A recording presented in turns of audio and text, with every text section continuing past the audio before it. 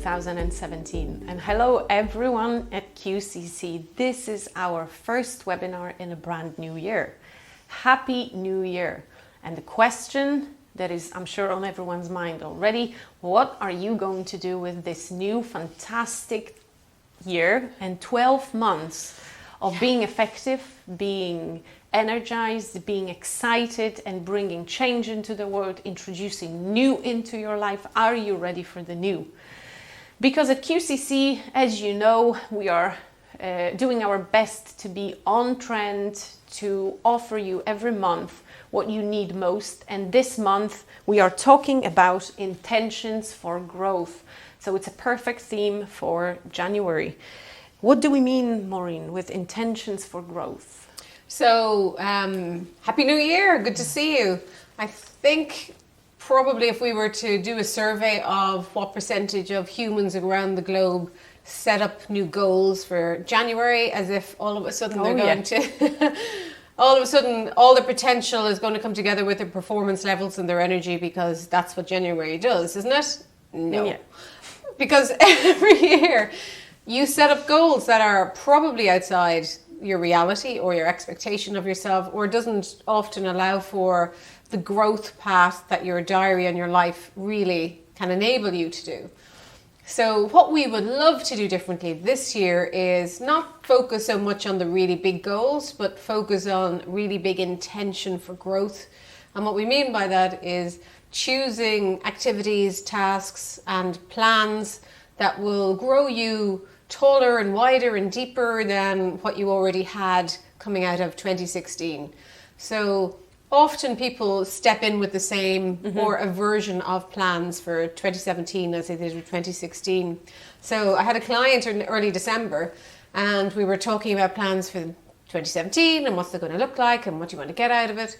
And she said, oh, it's okay, I have my Excel spreadsheet. And I went, oh great, so what's on your Excel spreadsheet? She said, all the things that I do each year and that I love to do each year. So she said, in January, I just cleaned down all the tracking of the activities, but I have all the headings of things I like to do every year. Okay. So I said, so what are sort of things you like to do? So she likes to travel. She always takes on a few courses. She works in the community as well from a volunteering point of view. So she likes to have that in.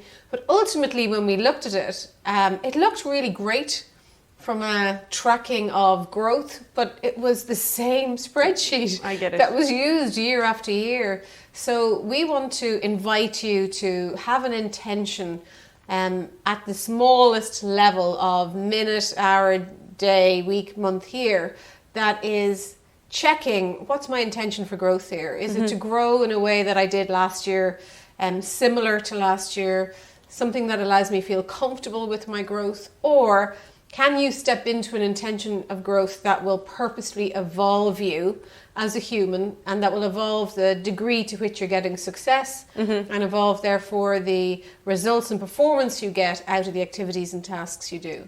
So it's a very purposeful intention, mindset, action, activity, realization that is checking, what am I growing here and why am I growing it, and is it growing me enough? Yeah. Because the growth piece around goals in January, if you look at any of the magazines that are out now, any of the stuff that's online saying new year, new you, we're all looking at the same thing. We're all looking at starting up memberships for gyms to get rid of the Christmas weight.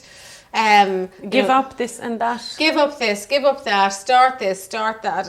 And the intention seems really good and the willingness seems really good, but it falls off by the end of January and I think, Maureen, what's important about it is that there is this level of excitement when we step into January and high hopes for all these goals and achievements. But if we are, and I noticed that running the planning and goal setting workshops, that if we recycle goals that we had last year because things just didn't work out, we already bring into this fresh new year a level of disappointment. Yes. And it's a very strong emotion that can hinder, in fact, our plans and what we want to achieve. So even if it means that you have some similar goals and objectives, even if it is around weight loss or any other goals that you might have, they have to be different. You have to stretch, go deeper, ask yourself about some new results that you want to achieve. There has to be growth. There has to be new you and evolution of you as you progress, as you take steps to achieve these objectives. We don't recycle what we did last year. It has to be new. And if it is new year and new you, we need to bring some new thinking. Totally. And I think what we forget to do is we forget to do that thinking from the latest version of ourselves. Yeah. We start that thinking from, exactly as you said, what did I plan last year that I didn't do? And I'll put that on my list for this year. But you're a whole 12 months on from a development and evolutionary point of view.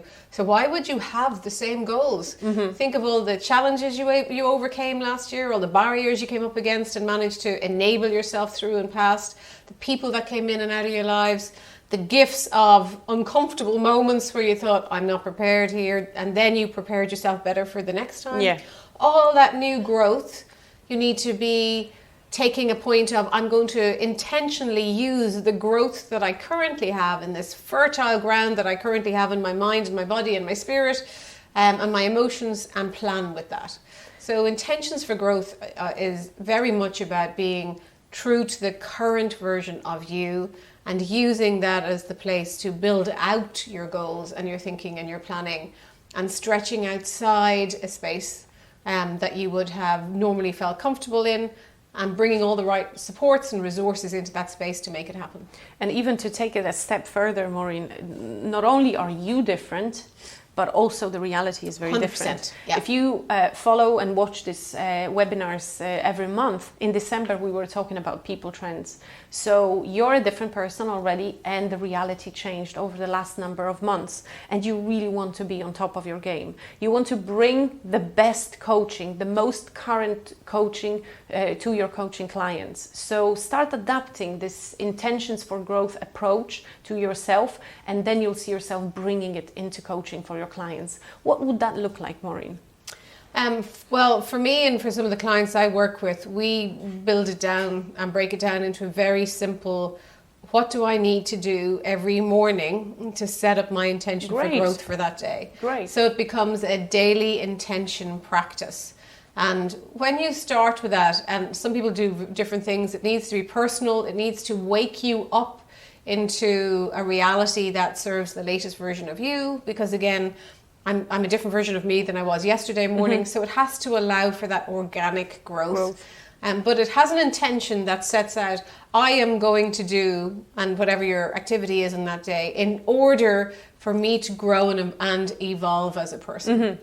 And even if it's one thing, it can be something as simple as watching a TED Talk, making a phone call, sitting with something that is being irritating you and coming up with a plan of how you get around it or over it. Yeah.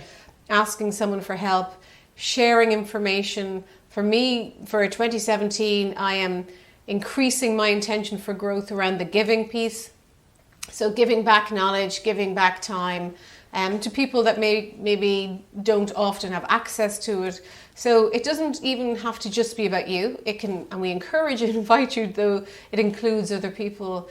And PSG values in our business sits on, growing people to grow their business and grow their lives. So an intention for growth also purposefully can be to make intentional activities so other people get to grow. Maybe they don't have what they need to start that growth for themselves, so we can encourage that in.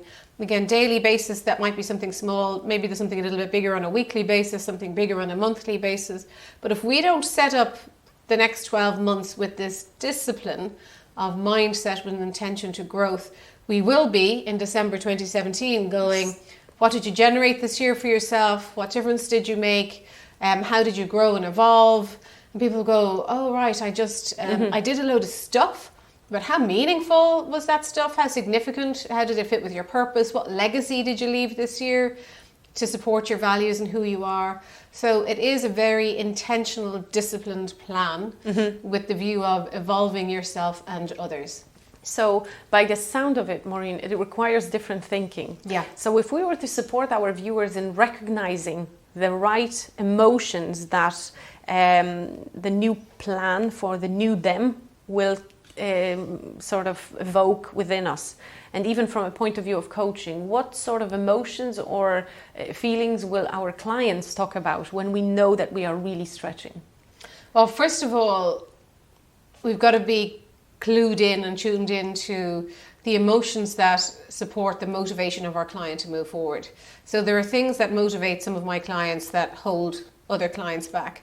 So for some, the emotion around what would motivate me with the benefits, the outcomes, what am I going to generate out of this? Mm-hmm. So if I put an activity on my list of things that I'd like to achieve this year that includes, giving back time, then the benefit will be, feeling a sense of satisfaction and contribution and social responsibility. And so for people to feel motivated, sometimes what they need to do is set up with the end in mind. How will they feel when that's been achieved, and what will the impact to that be? So starting with a place of, in order to motivate me to do that, what emotions will I feel at the end when I've achieved it? Because we know from a neuroscience point of view that we can recreate or set our bodies up with an emotional platform based on our thinking. So if we think how it's going to be when we get there, then the emotions will start to show up, and that helps motivate you. Great. So for me, it's the benefits.